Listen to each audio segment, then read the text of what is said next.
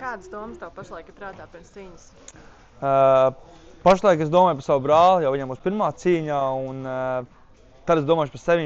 Par sevi es nekad baigi nedomāju un nestresoju pirms cīņas. Es stresoju minūtes, 20 pirms uzkāpšanas ringā, bet sākumā es esmu mierīgs.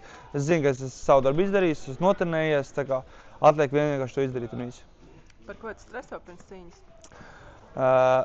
Viss atkarīgs ir no pretinieka un no savas sagatavošanās.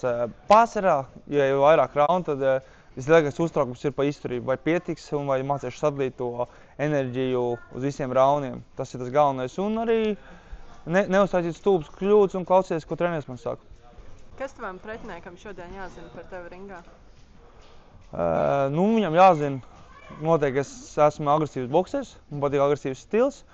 Un tas arī viss, kad es tikai gribu uzvarēt. Un ko tu zini par savu pretinieku? Es esmu redzējis vienu viņa cīņu. Viņš ir kustīgs, viņš laiž rokas klejā, bet viņš ātri atkāpjoties sit. Viņam ir diezgan kustīgas rokas. Rekords ir daudz sliktāks nekā viņš cīnās, cik es esmu redzējis. Un vai tu esi jau izdomājis, kādu savu palitinās uzvarēs?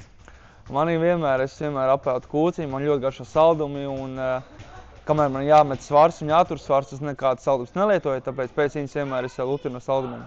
Kur ir tev mīļākā kūka? Man mīļākā kūka ir melnais princis, bet tas, ko Kuldīgā taisa, jo citur viņi taisa, viņš nav tās, kā viņu vajag.